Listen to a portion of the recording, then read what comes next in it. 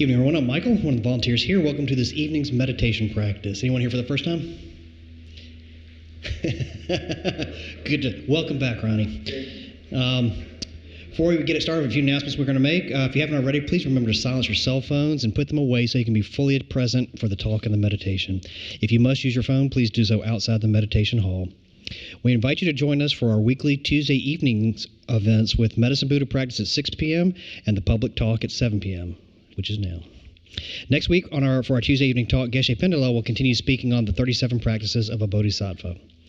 Wednesday evenings at 7 p.m., the Drepung and Loseling monks conduct evening prayers for His Holiness the Dalai Lama's long life and for other teachers. On Thursdays at 4:30 p.m., the Drepung and Loseling monks conduct the Protector Puja for smooth journeys, successive interviews, medical treatments, new business, etc. Our popular 5-class foundation series concludes May 16th with Refuge, Entering the Path of Inner Transformation. This one-day retreat via Zoom focuses on the significance of refuge, which is the entrance to the Buddhist practice. This series is a prereq for the intermediate series and for other retreats. We're thrilled to announce the upcoming book release of Engaged Compassion by our founder and spiritual director, Geshe Lobsang Tenzin Negi, Ph.D., which is releasing May 12th, 2026. On Sunday, May 17th, Geshe will lead our 11 a.m. meditation and host a book signing afterwards. Pre-orders are available now through all major booksellers. Pre-ordering is a wonderful way to support the launch of this meaningful work. There's more info in the lobby. We're pleased to announce a return visit with the nuns of Sravasti Abbey on May 7th to give an evening talk to our community before heading back home. Join visiting nuns Venerables Thupten Damcho and Thupten Rinchen as they lead an exploration in empathetic joy and equanimity. This will discuss how to move past the subtle biases of us versus them and how to cultivate a joy that isn't dependent on our own personal gains. This will be in person only. Geshe Phende will lead the Drepung and Loseling Monastery's annual Nyungye retreat from May 29th through June 1st. Nyungye is a powerful practice for purification and the accumulation of positive energy based on Avalokitesvara, the Buddha of compassion. It is open only to those who have received the 1,000-armed Avalokitesvara empowerment or any comparable highest yoga tantra empowerment. As part of Sakadawa, Geshe Ngawang Phende will also give a one-day Mahayana precepts that entails maintaining 8 vows beginning from 5 a.m. until sunrise the next morning on Sunday, May 31st. This event is open to any who have taken refuge and will last approximately for 1 hour. You do not need to attend the Nyungye retreat to participate. So if you didn't pick up, those two things overlap that weekend. As a reminder, please do not park on the grass or along the driveway. This is mainly on the weekends, not so much a problem on Tuesdays. Information on all the events can be found in the lobby and on our website at drepung.org.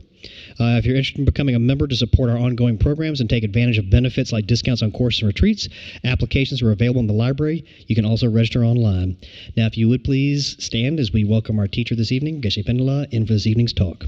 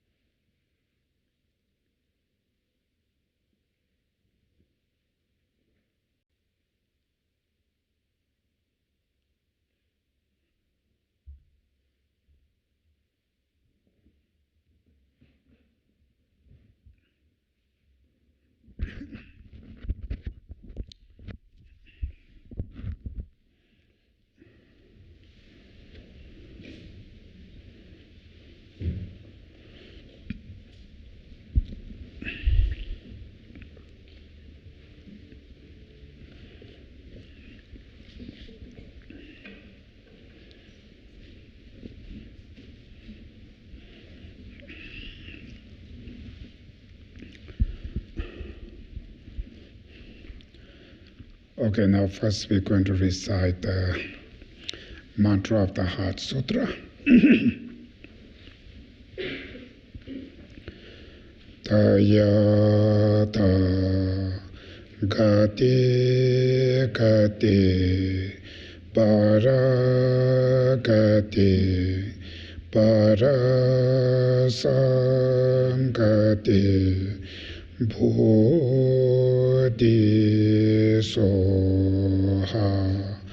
tayata gati gati paragati parasamgati bodhisoha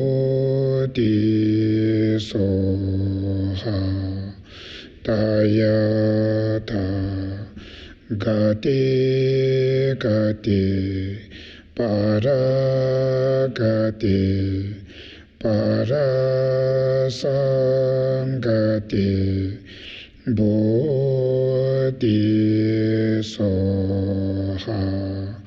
tayata gati gati paragati parasamgati bodhisoha tayata gati gati paragati parasamgati bodhisoha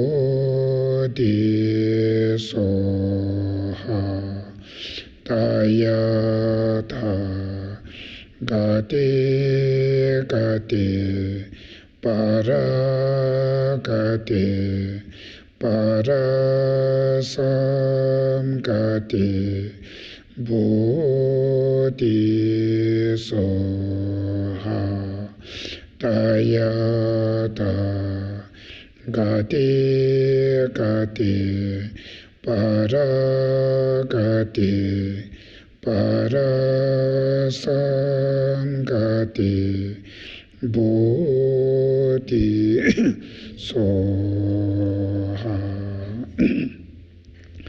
The next four immeasurables.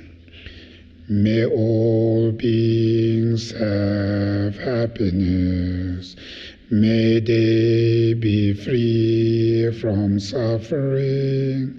May they find the joy that has never known suffering. May they be free from attachments and hatred. May all beings have happiness. May they be free from suffering. May they find the joy that has never known suffering. May they be free from attachments and hatred. May all beings have happiness. May they be free from suffering. May they find the joy that has never known suffering. May they be free from attachments and hatred. Next mandala offering. Oi soi shi pi ji chu shi ai me ai to tama ri ai ra li shi ni de ke pa ti sanje ai shi to mi ai te pi wa ye do ke nama dai shi la che pa sho idam guru ratna mendala kamniya taya me.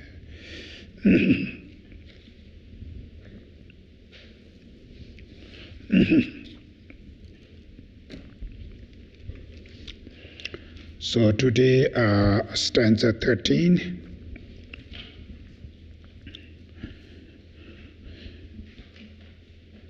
Dala nyeba chungse me shindu kanta taji ko juchinang nyingji wanji ti tikpanam dala lemba Geshe lang le yins. Even if someone tried to cut off the head, when you haven't done the slightest things wrong, out of compassion, take all his misdeeds upon yourself. This is the practice of bodhisattvas. So these practices are really, really difficult for the ordinary people, but these are for the bodhisattvas, right? They're talking about the bodhisattvas, the practice. So that's how we can see when we think about the bodhisattvas, means why we have so much respect to those bodhisattvas, because these are the people who live with this kind of practice. Even they're saying, even if someone tried to cut off your head, when you haven't done the slightest things wrong, instead of you feel angry to this guy, those bodhisattvas feel out of compassion and take all his misdeeds, which means the negative karmas, right, they accumulate. So out of compassion, take all his negative karma upon oneself. This is the practice of bodhisattvas.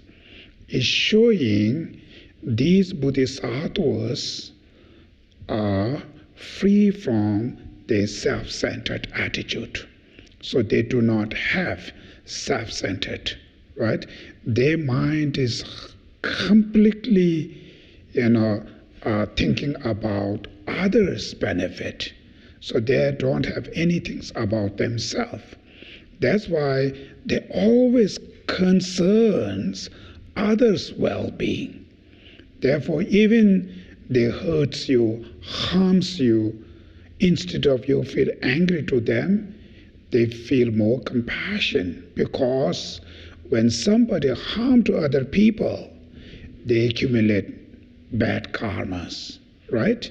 So one negative karma can create eons of life of suffering.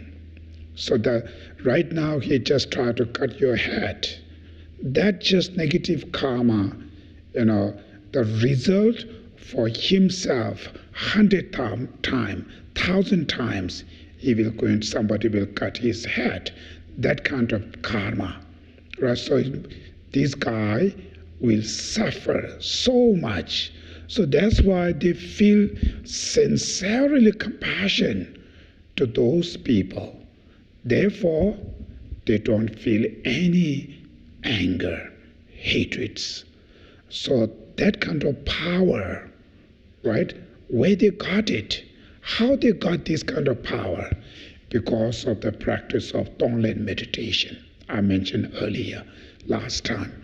Tonglen meditation, which means meditation on giving and taking, right? That's the essence of the mind training practice. So specific Manjushri lineage of cultivating bodhicitta.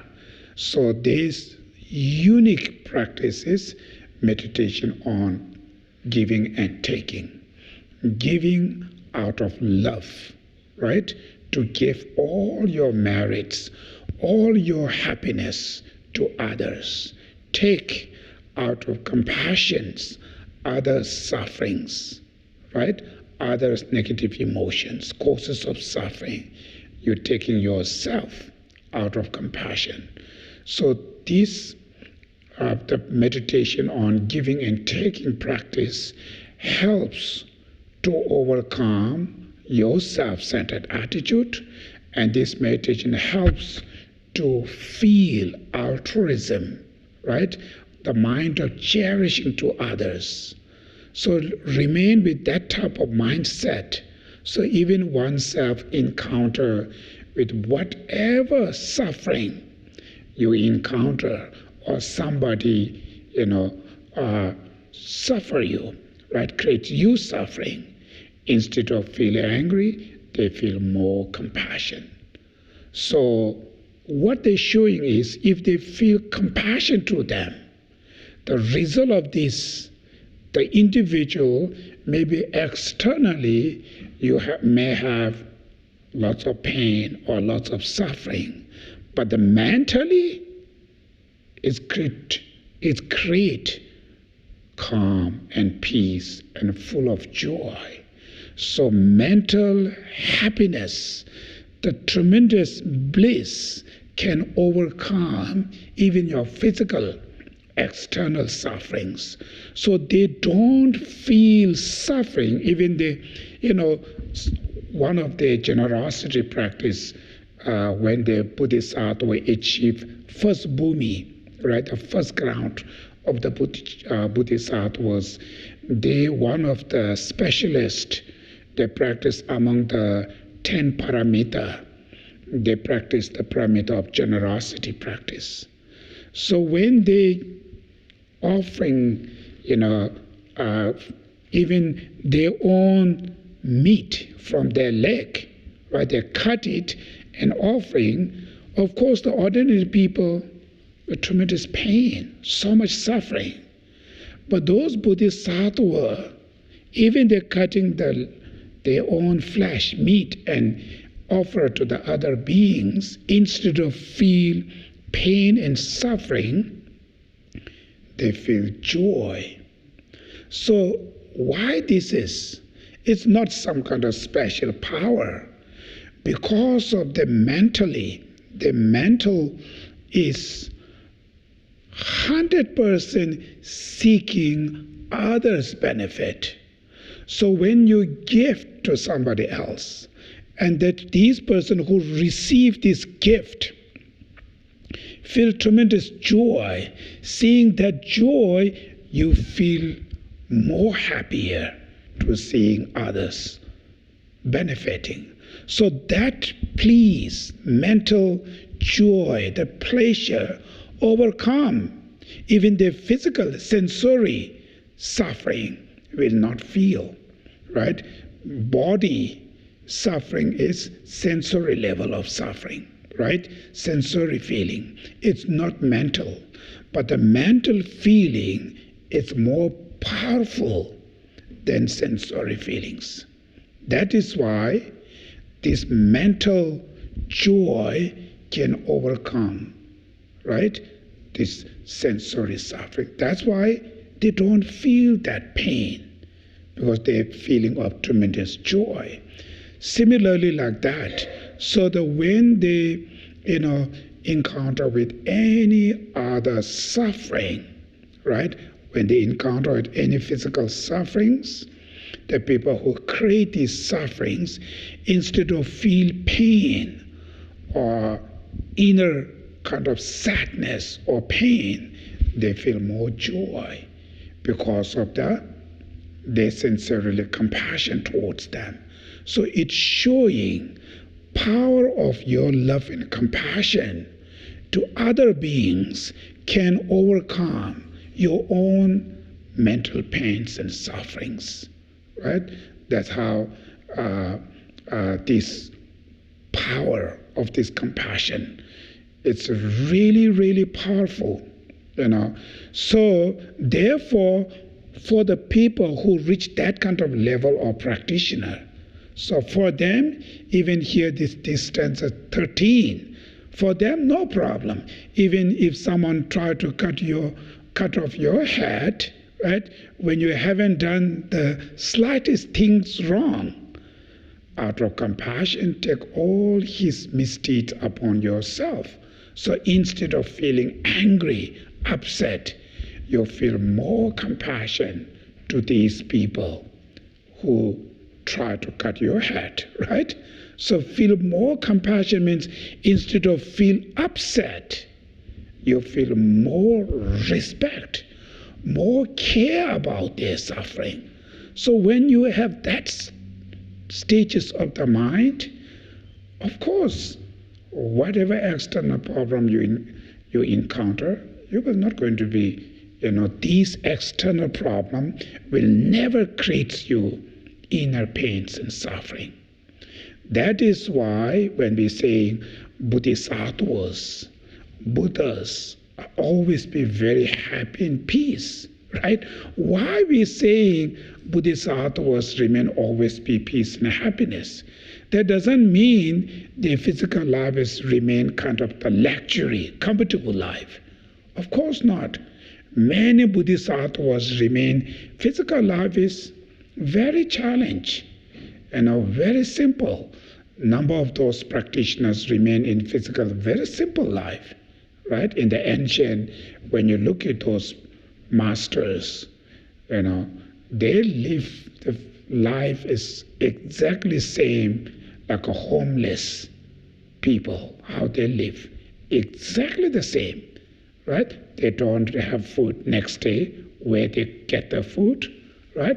Where they're going to sleep, it's just under the trees or under the maybe little caves or whatever available, just sleeps there. It's very challenging.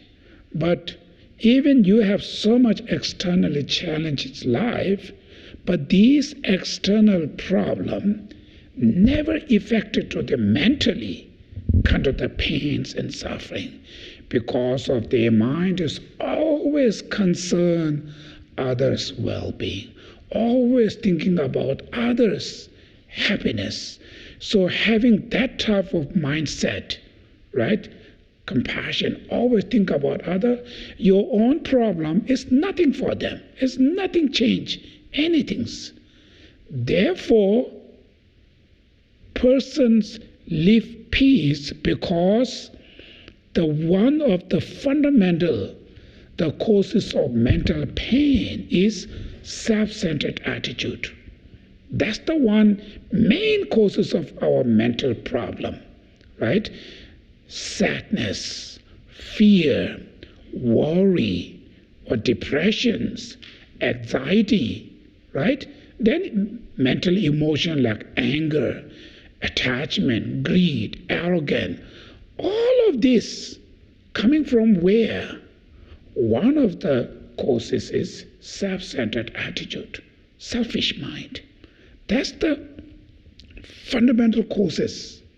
So when the person who is free from this self-centered, who is free from this self-centered attitude, even external condition arises, right?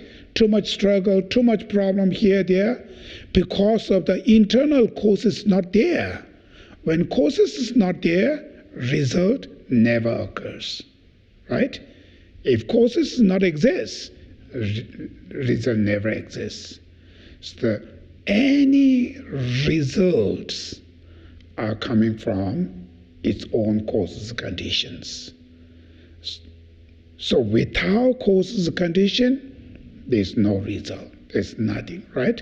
So through understanding of, it is called the law of causality, mundane right view, according to the Buddhist philosophy, which is called mundane right view, which means law of causality. Any results, any fruits depend on its own causes condition, right? So when the causes conditions change, results absolutely change. When causes conditions completely stopped it, results completely stop.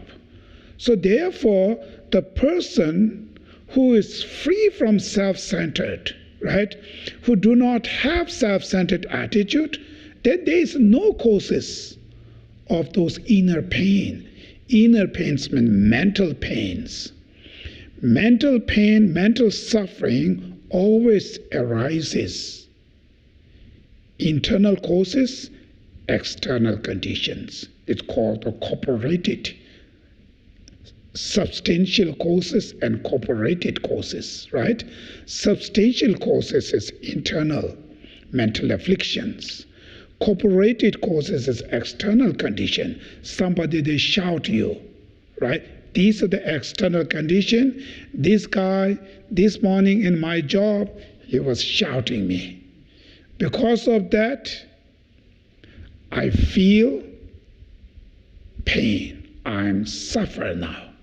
So that suffering, it's only because of this guy shouted, or there's another causes there, right?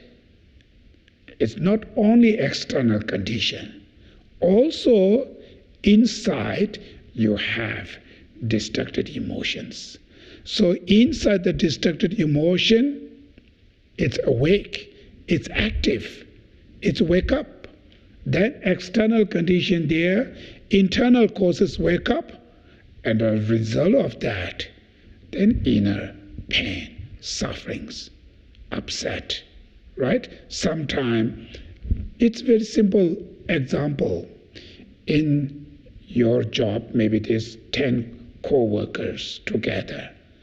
Your big boss shout to all of those workers.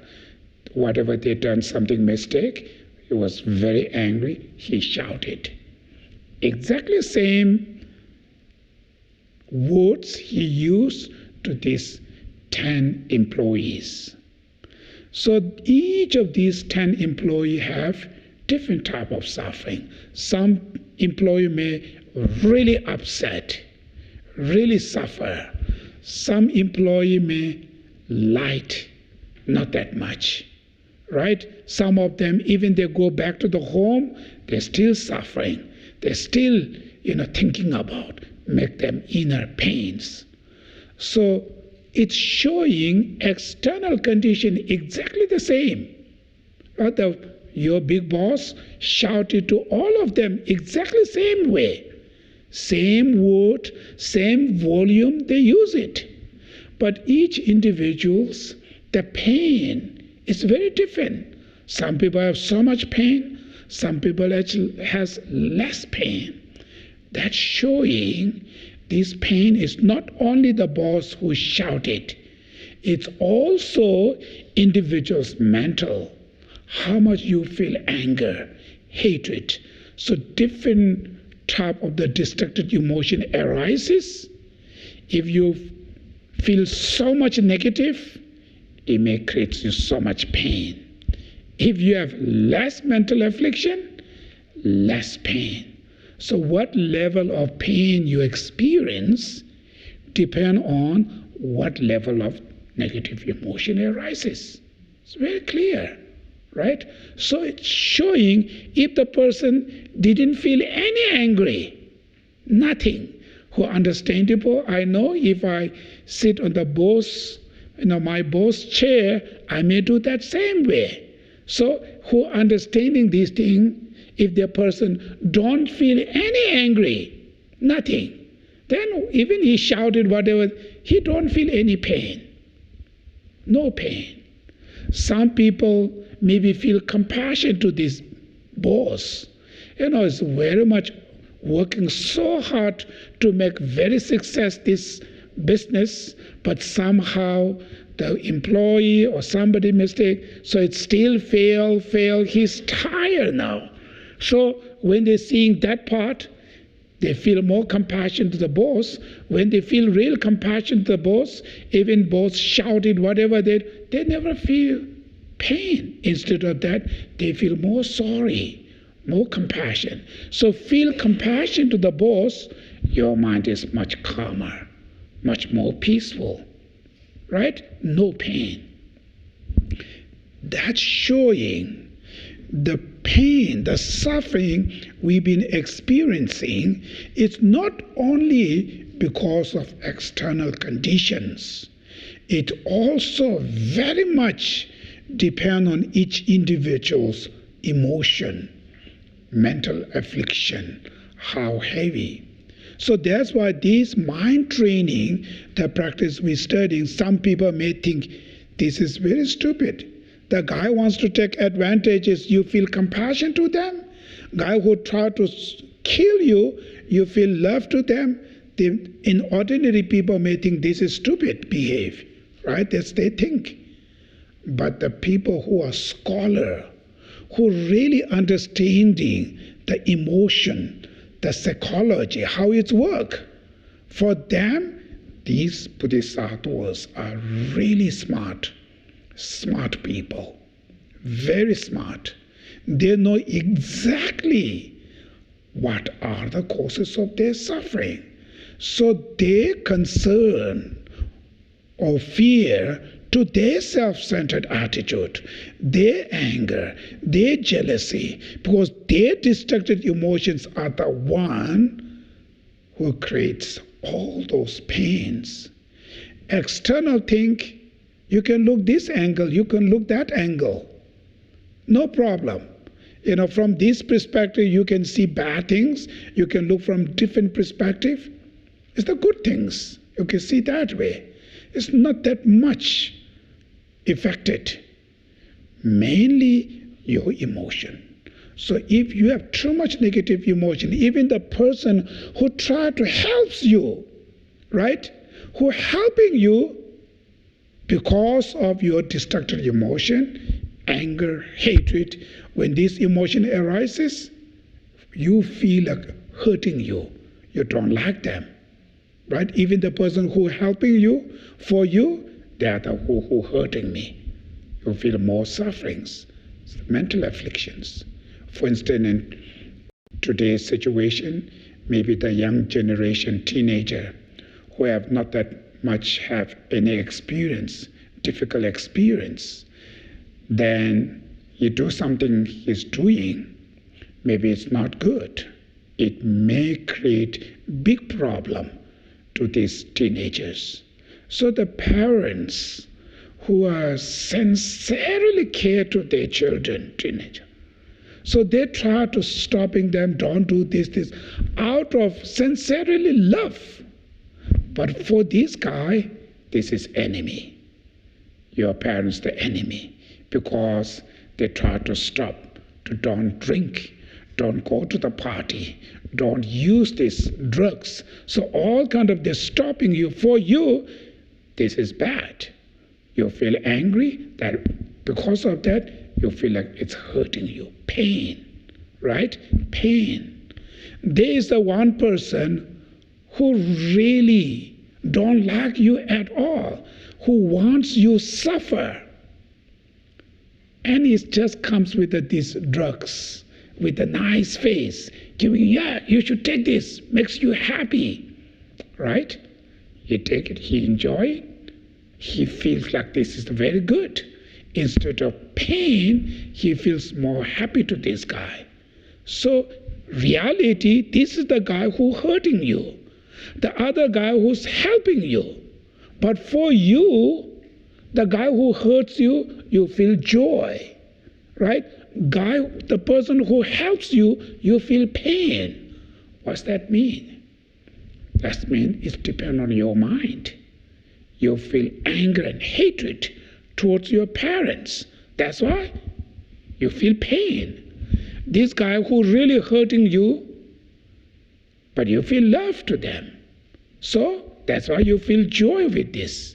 So your feeling of pain, joy, it's mostly depend on your own mind, your own emotions.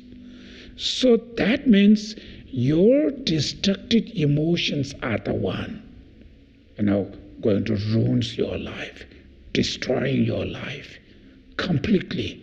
So your true enemy is your destructive emotion, right? That is why the bodhisattvas who been study on this psychology, not just academic study, they themselves experiment, apply this practice, how danger their self-centered attitude. They know disadvantages of their self-centered, right? That's why the previous meditation when they cultivate bodhicitta through the Tonglen meditation, right? What you call the Manjushri lineage, the lineage of equanimity and exchanging self in others, right?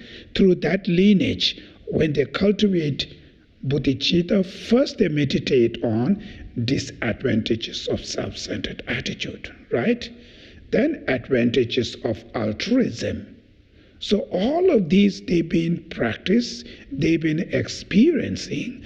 Through that, they're completely against to their self-centered, right? So when this level comes, then when those practitioners, any difficult situation when you encounter, they're first looking their heart, not just only condition. They're looking their fundamental causes. Make sure these external conditions will not give you to feel anger, hatred, selfish. Otherwise, it will hurt you. It will create you more pain. So therefore, whenever they encounter, they first check their mind. Make sure your mind is out of these destructive emotions. So when they have that kind of experiencing, so they're always 24 hours checking their mind, always looking the emotion. Mind, make sure don't feel any negative thoughts, emotions. Therefore, whatever external condition, unfortunate situation when they encounter, it will never create you their pain. Instead of that, they take these advantages to feel more compassion. That's why it's called, transforming suffering into the path of enlightenment. So transforming the suffering into the path to enlightenment, path of happiness. It's unfortunate situation, but it's converted. It's this unfortunate situation, they convert it. It's opportunity to apply the patience, to apply the compassion towards them, right? So this is called the patience of willingly enduring suffering. The patient, there are very different types of the patient. Patience of not retaliation, someone who harms you. Patience of understanding the true reality, right? The patience of willingly enduring the suffering. So these are the patience is called patience of willingly enduring, wants to take this suffering, right? So getting this, experiencing the suffering for them is cleansing your negative karmas, right? Cleansing your negative karma. Because to purify the negative karma, there are two ways. To clean your negative karma, two ways. One is ripening the result. When karma ripen the result, that karma is stopped. Now it's gone, finished. Another way is karma, you purify, right? Purification practice.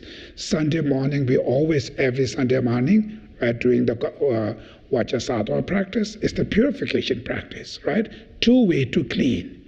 So one is when you experience suffering, means the karma you accumulate in the past, it's ripening now. It's ripening, right? The result. So that means that karma is now purified. So you feel tremendous joy, happy to willingly enduring suffering to clean my karmas, right?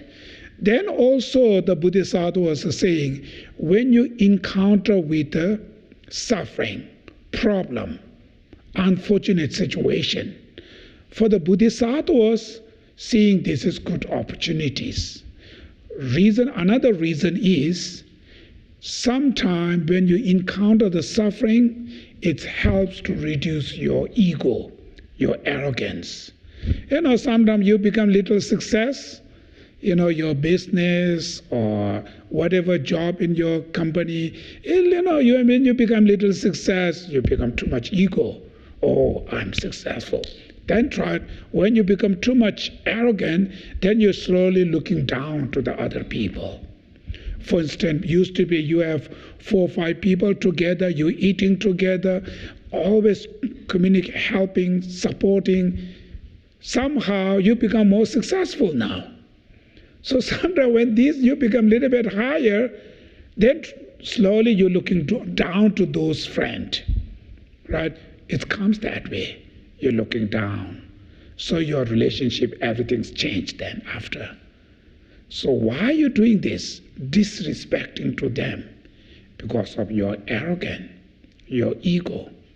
So the ego and arrogance are, from the Buddhist practitioner, it's one of the very danger. Because when you have too much ego, you do not want to listen. Because you think, I know, all of this I know. So you do not, your mind is not opening. So in Buddhist tradition, when you look into the Buddhist culture, whenever they go to the temple, we have many practice there, around there, very different practice.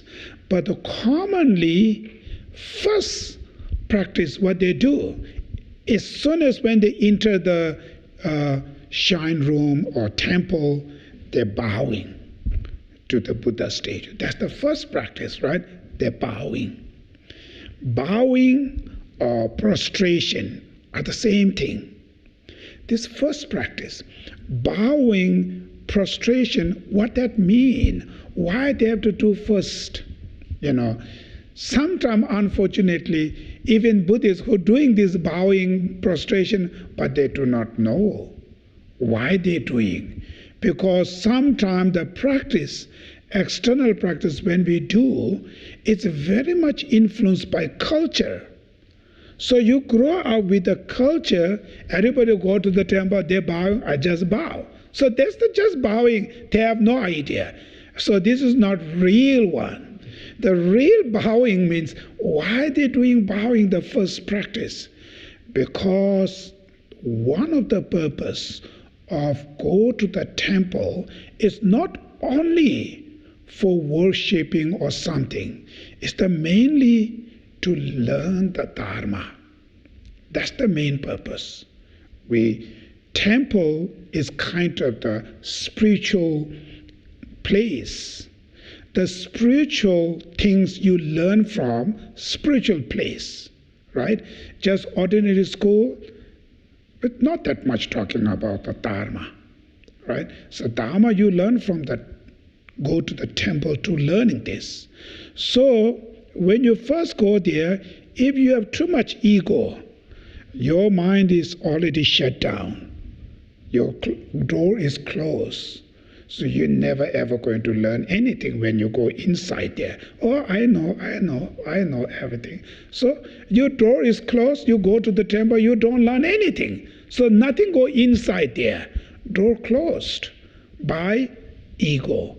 So ego is most dangerous, which means that it stopped to grow the knowledge. It stopped to open your mind. Ego is the one who stop all this. So you make a mistake, if you have lots of wrong consciousness, then this wrong consciousness, this ignorance never change. Because you not open the knowledge, how can change your ignorance? Ignorance only change when you get the knowledge, when you understand, then it start to change your wrong perception, your ignorance. So Buddhists believed all the sufferings coming from ignorance, right? When we talk about samsara, how we circle in samsara, they're talking about 12 link of interdependence. Buddha taught 12 link. So first link of interdependence is, he says, is ignorance. So ignorance, the first causes, right? So every mistake started from ignorance. Ignorance, which means there are two different types of the ignorance. One, ignorance means not knowing. So not knowing is also ignorance. Another ignorance, more danger, which is you apprehending completely wrong, right? That's called wrong view. You apprehending, you grasping, which is completely wrong view. So these are the two ignorance which creating all our problem, right? Problem started there. So to get rid of this ignorance, what we need to do? We need to cultivate wisdom. That's the only way. My ignorance only changed by my wisdom, nothing else. You guys' ignorance changed by your wisdoms, nothing else, right? Buddha wisdom was not going to change my ignorance. His wisdom changed his ignorance. That's why he became enlightened beings, right? He's free from ignorance by his wisdom, liberated. So our ignorance not change. So that's why we circle in samsara, right? So we don't understanding samsara as a suffering, right? Mundane pleasures are the suffering. We don't know that. That's why we attach. We attach to the samsara pleasure. We attach it. That attachment, we put it into the samsara. That's ignorance, right? So to get rid of these layers of ignorance, to get rid of them, we need to cultivate the wisdom. In order to cultivate the wisdom, we need to open and learn education, dharma. So in order to learn that, we need to open our heart, mind, welcome those knowledge. So in order to do that, ego, arrogance is the first obstacle. No, I know this. So not opening the heart, not welcoming. That's why your ignorance never change. It remains same. There's no new knowledge. So these ignorance egos are really danger. It comes everywhere. Sometime being a monk may be more danger for the from the dharma perspective. Like for instance, like my situation, say, oh, I've been temple, I've been monks long, I finished my education, 20, 30 years study, blah, blah, blah. You put yourself higher there, special. Oh, I have a title, Geshe, or this or that. You know, each master or maybe each religion, they have some kind of honorific words they may use, right? And that pops up. You know, it's like a balloon. It really pops up, not listening. If they say, oh, there's something wrong, this is something. So that all coming from the ego, arrogance. Arrogance comes when you study something, not knowing completely, knowing your own field. Your own field, there's small things there. You just know that you think you are the great one. So sometimes that makes really danger, not listening to other. So your mistake still remains same.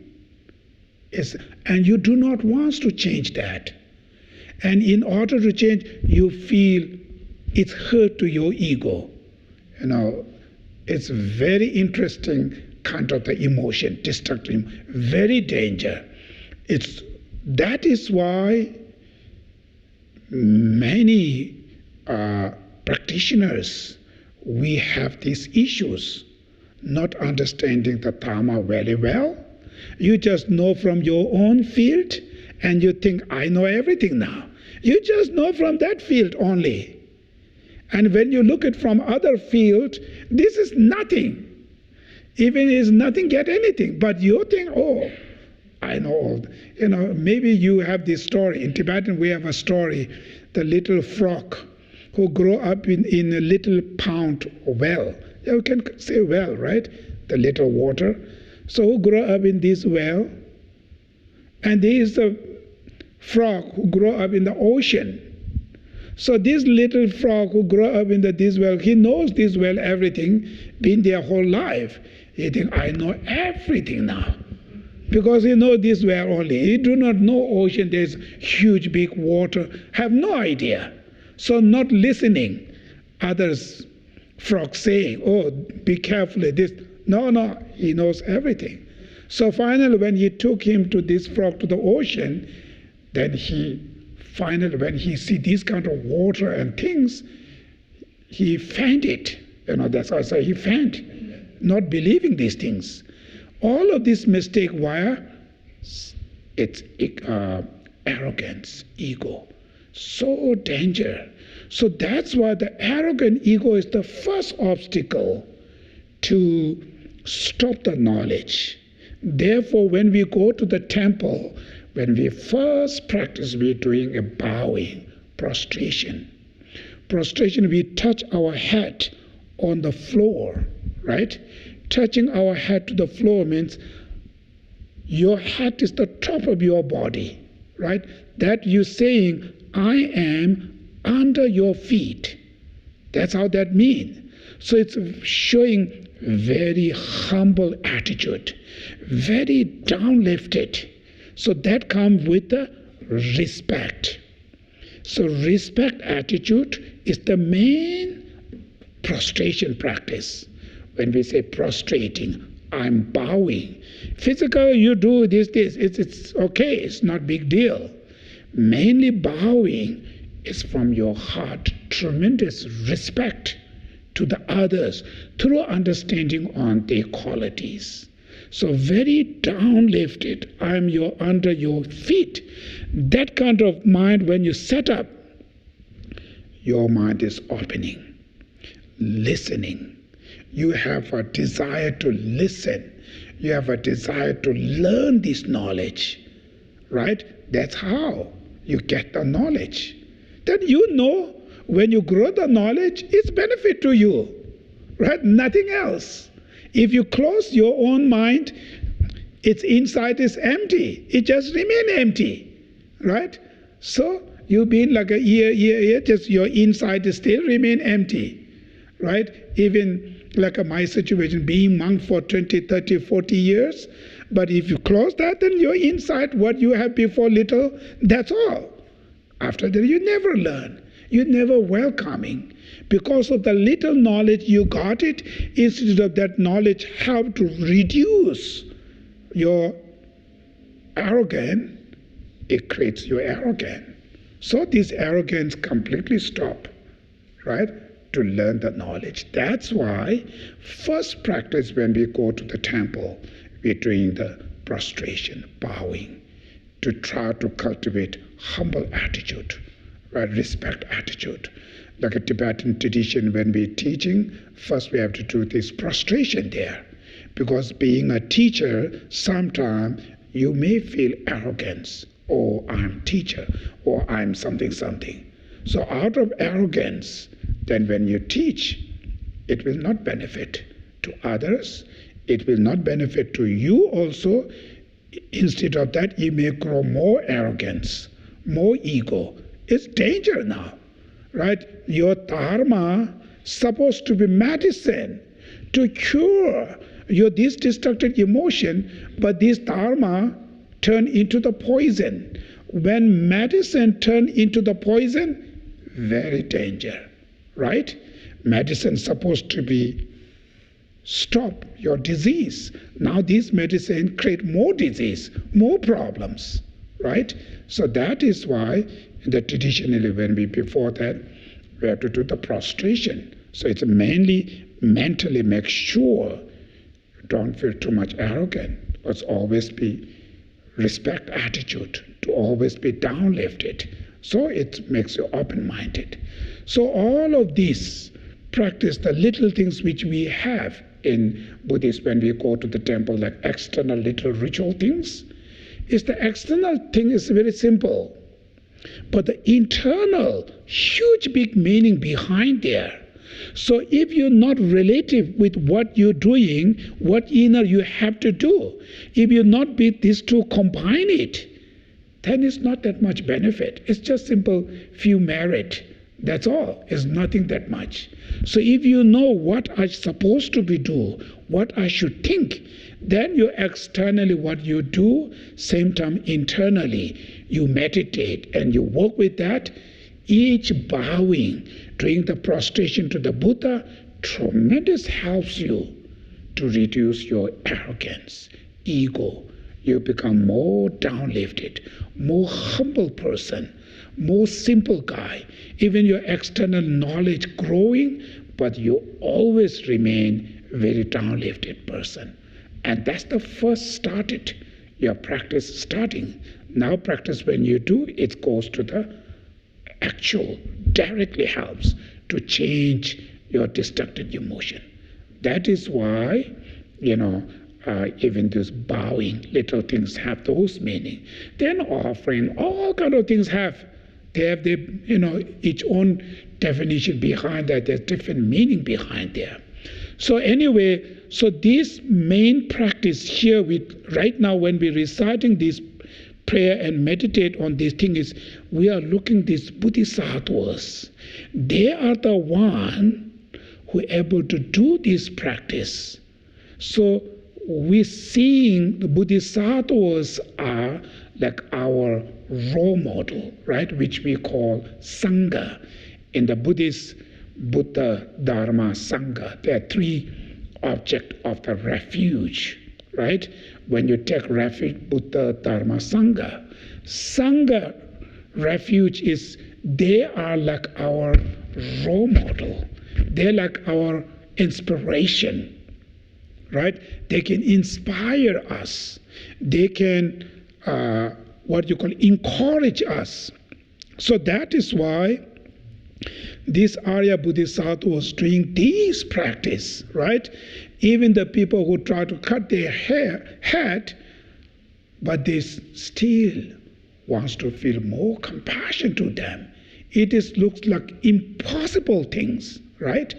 So even you make a mistake, then makes sense. But without mistake, right? When you haven't done even slightly mistake wrong, but these people, when they want to cut your head, they feel out of compassion to take their all suffering, right? So these kind of things, we're seeing these people have that kind of knowledge, that kind of inner quality, right? Through that inspire us, we really want to do this kind of practice in the future. It is today impossible, looks like, right? But future, I can able to do. So in order to do that, what should I learn today? I can learn first small things. I can take it. Small things, right? Somebody in your yard, right? There's a guy, neighbor, intentionally throw all the trash, right? What you call trash, right? At your yard. Usually we're angry, we fight it, throw back. Right? They're doing it, they throw it back now. So now, okay, I learned I cannot do to somebody take over my head and compassion. I can't. But I can learn this. Instead of feel angry, okay, I can take this trash, put it in my garbage and throw it out and try to feel compassion to this guy, whatever the anger they have. These anger behave these things and destroying others' properties. And what they're going to do is actually this guy accumulate negative karmas, right? And this karma, sooner or later, it will happen. One day he will experience these sufferings, sooner or later. So, but out of ignorance, out of too much anger, they do not know. That's why they're making this mistake. So, I feel compassion to this guy, wish them to be free from that anger. I wish I dedicate my merit to reaping this negative karma towards me. So even just do like these small things, 1 time, 2 times, even you're able to do these things, after this situation finish, you feel very calm, very happy, right? You take that trash, put it in your garbage, and next day the trash, taking these people will take it, then you have no problem. But mentally at that moment, you feel very calm and peace, right? Otherwise, the guy throw the trash in my yard, then I throw it back and I fight them, scold them, say bad things. Sometimes it goes worse than I call policemen, and then it's getting much worse now, right? And then all they're angry, then telling to your wife and husband, say this, done this, blah, blah, then neighbors everywhere. And the pain inside, that anger, constantly bothering you, your mind. Just doing this practice, not like a bodhisattva or like that, but similarly, these things, I can take it, I can put it into my trash and clean, and I just try to meditate compassion to this guy. After finish this situation, when you're back to your bedroom or wherever you sleep, your mind is very calm and very peace, and you feel proud of that, right? Feel much joy. Then your neighbors can see that qualities.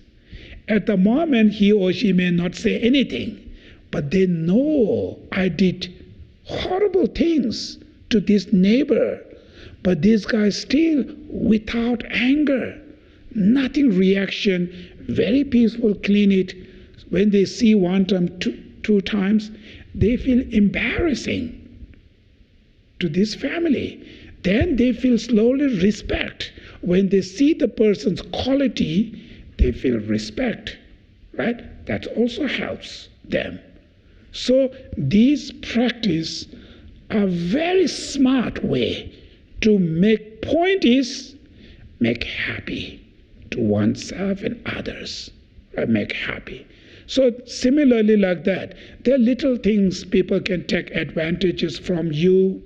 Sometimes people mistakenly did something wrong, sometimes intentionally. Maybe they feel jealous to you. Maybe they feel something, anger, something, right? Out of that, they try to hurt you, harms you, or did any kind of things.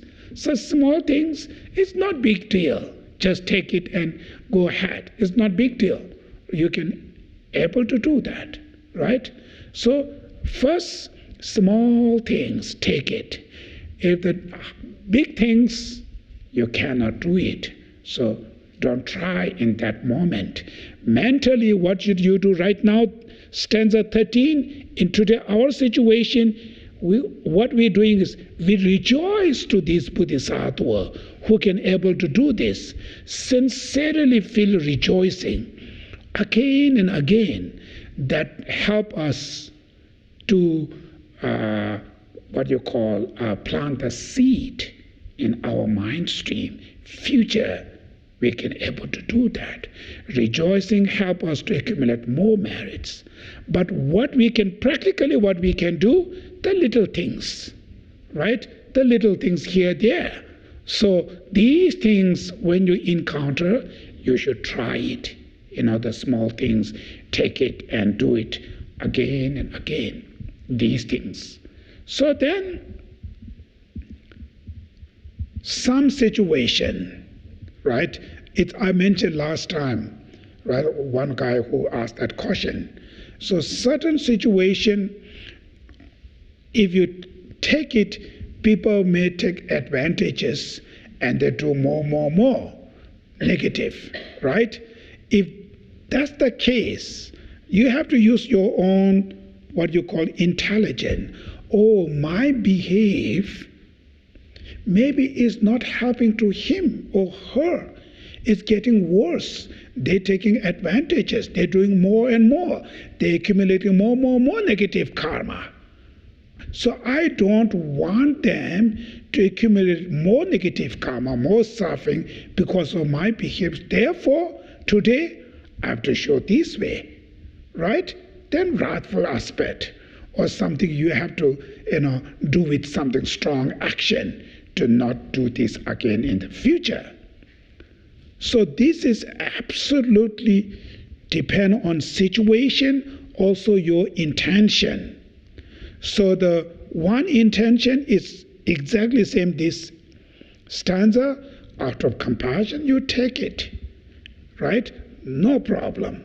I feel more compassion. Certain situation, if I do this again, this guy will more suffer in the future. So it's not about he can take advantages again and again. It's also about this mistake behave will create his habit to lie always, to cheat always, to do all this always. So therefore, for sake of his or her benefit, today I'm going to react this way, that way, right? That's how you can do it. So it's not only one way, right? Oh, always be take. This is the one way for you. But for them, certain situation, you have to be reacted by. But always make sure it's not coming from your anger, your hatred. That's danger. So main goal is it's not coming from your anger. It's out of your compassion, whatever you make decision, right?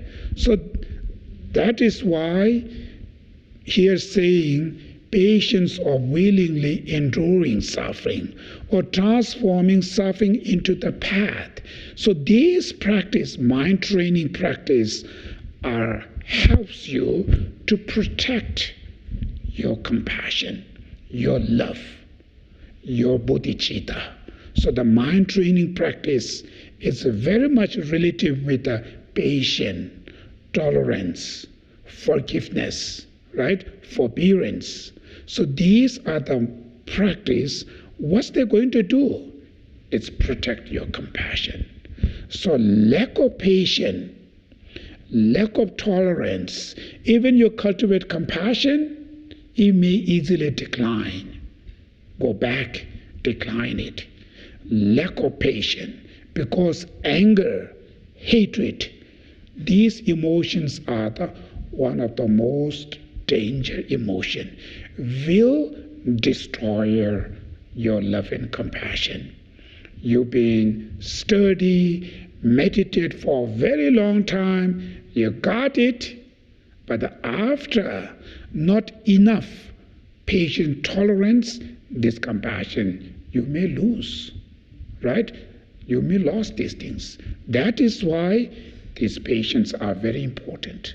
So therefore, specific, certain different patient for the different situation, specific in this situation, so I mentioned patience of willingly enduring suffering, right? I take this suffering. The guy throw trash in my yard, I have to work a little bit. I take this suffering, right, to clean it up, not react to this guy, and I really understanding the other person's their anger and their hatred create these wrong deeds, misdeeds. So these misdeeds will future create them suffering, so I feel more compassion to them. So I take these suffering. So willingly taking the suffering, right? Not retaliation, right? So that's called patience of willingly enduring suffering. Then put it in the trash yourself, and then when you sit there, you feel more calm, more peaceful. At the moment, you feel calm. And this practice protect your compassion, protect your love. That's benefit to you, right? And it accumulate more merit for you. That's also benefit. For that other guy, you don't have fighting each others. So the other guy that they receive the message from your non-violent behavior. they get this message to them, they feel certain type of respect attitudes. That's also, everything's ended up with a very good, right? Everything's ended up with a very good result.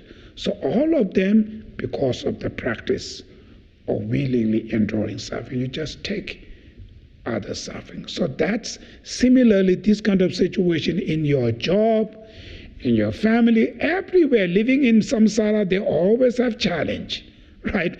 I mentioned, we are not in the heaven. So if you are in heaven, Buddhists call Pure Land, right? And if you're in Pure Land, then somebody throw the trash in your yard, you should be really complain. It's really strange, right? Because it's Pure Land. Should be everybody's nice, right? So it's kind of the shock. But we are not in the Pure Land. We are in samsara. It's samsara, I mean, suffering of cycle existence, mundane, all the troublemakers here. All the troublemakers live, these are the realms, we live in the troublemakers' realms. Of course, when the people make trouble here like there, it's nothing to shock. That's how we're born there. That's how it is. Mention, if you're born into the mud, you will going to stuck to the mud. There's nothing to complain, I'm stuck into the mud. You're born into there, so you will stuck, right? Exactly that. Sometimes it's good to keep low expectation. Low expectation is very good for you to apply your patience. So there are many little practice there. All combination, that makes strong, right? Keeping low expectation, keeping humble, down-lifted. So these are also helps you to able to apply this practice in this kind of circumstances. So therefore, when we learning each of these stanza, not only go to the direct this meaning, this is for the bodhisattvas, right? So my level, even I don't have that, similarly, the small things, I can do it, right? Small things, I can take it from others. But I always feel very appreciate, to these bodhisattvas can able to do this kind of higher level of those practice. So I admire there. These are like my role model, my aspiration. So I always want to do that kind of same, but in order to do this level, today even the small things, I've been learning this like a baby step, right? You're stepping small things you learn for future able to do this practice.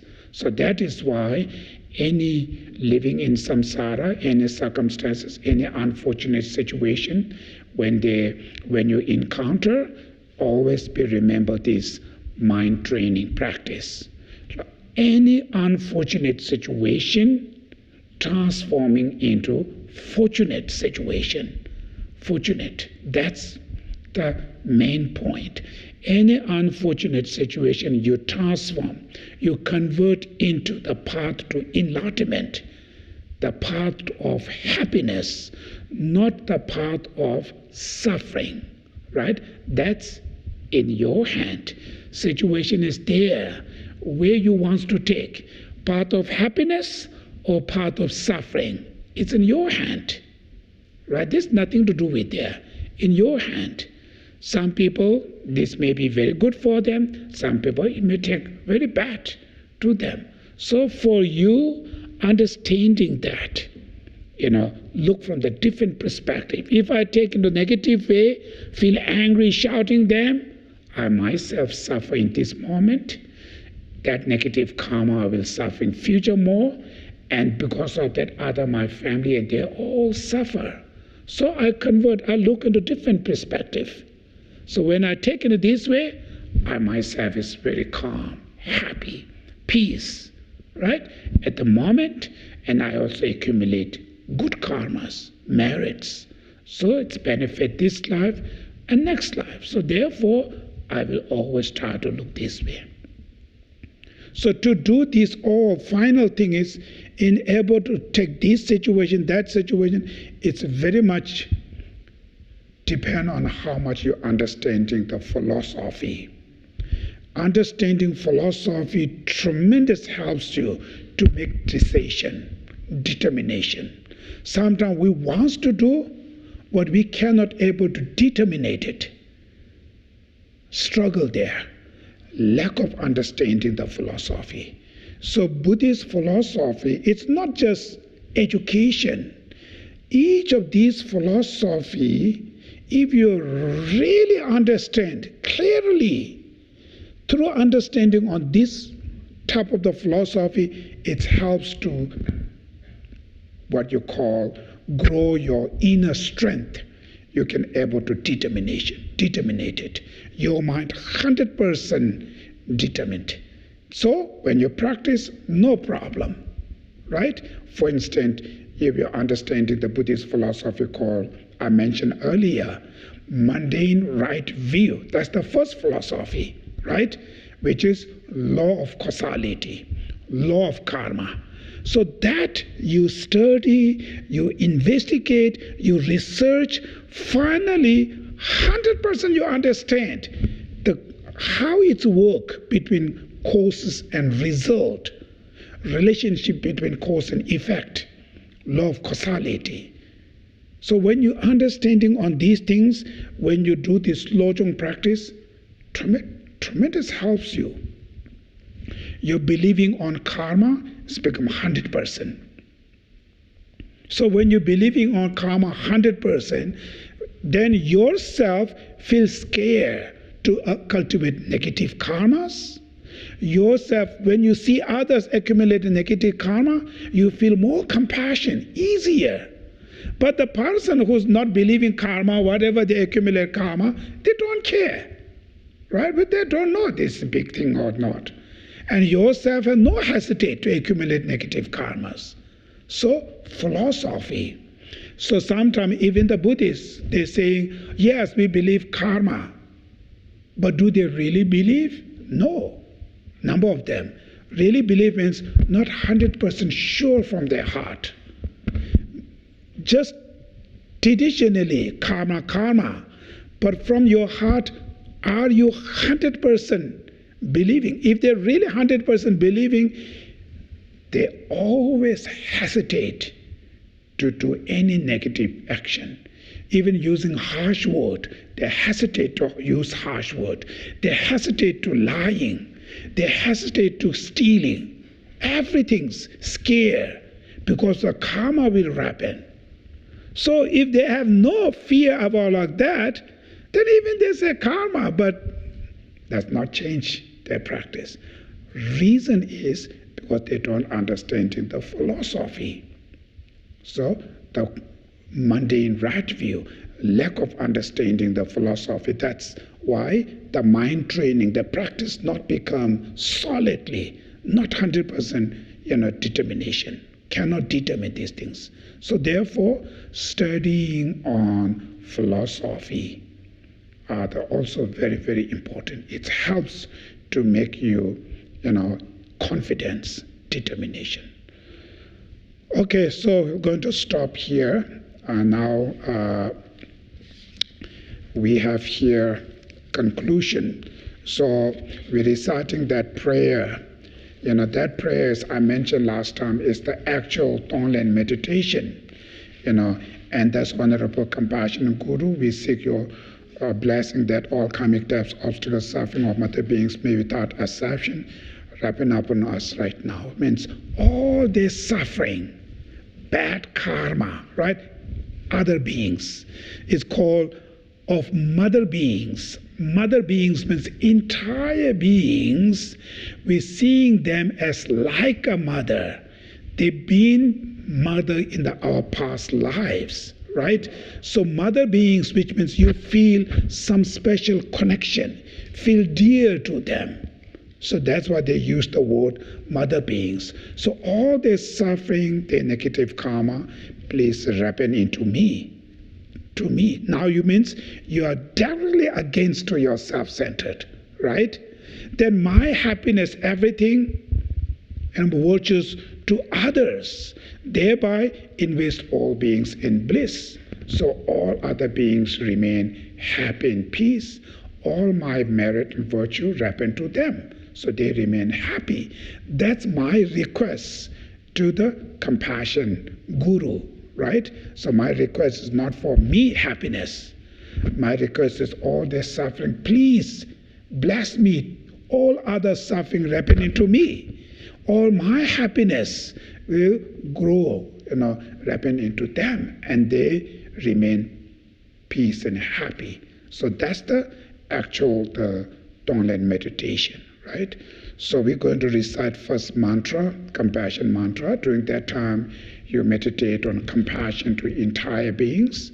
Then after, when we recite the actual prayer, you meditate the Tonglen meditation, meditation on giving and taking. O mani pe me hoi, o mani pe me ho, o mani pe me ho, o mani pe me ho, o mani pe me ho, o mani pe me ho, o mani pe me ho, o mani pe me ho, o mani pe me ho, o mani pe me ho, o mani pe me ho, o mani pe me ho. And thus, honorable, compassionate gurus, we seek your blessings that all karmic debts, obstacles, and suffering of mother beings may be without exception happen upon us right now, and that we may give our happiness and virtues to others, and thereby invest all beings in bliss. And thus, honorable, compassionate gurus, we seek your blessings that all karmic debts, obstacles, and sufferings of mother beings may be without exception happen upon us right now, and that we may give our happiness and virtues to others, and thereby invest all beings in bliss. Oi te na ji zun, lai mai tu ji, che mai jo do do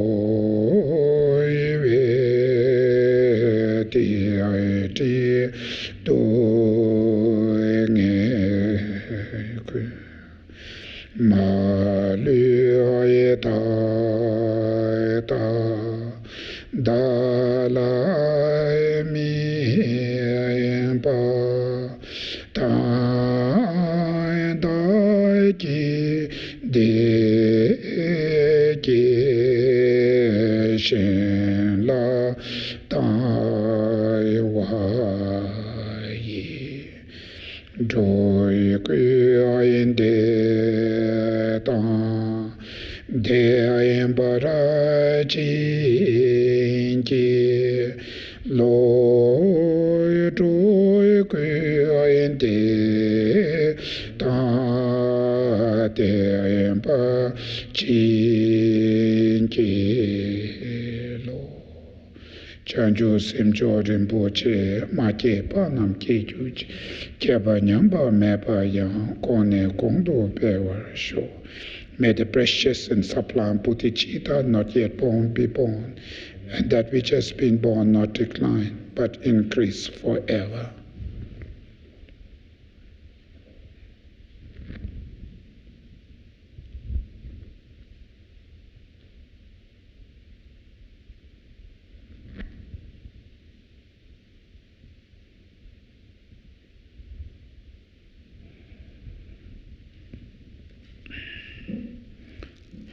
Okay, thank you.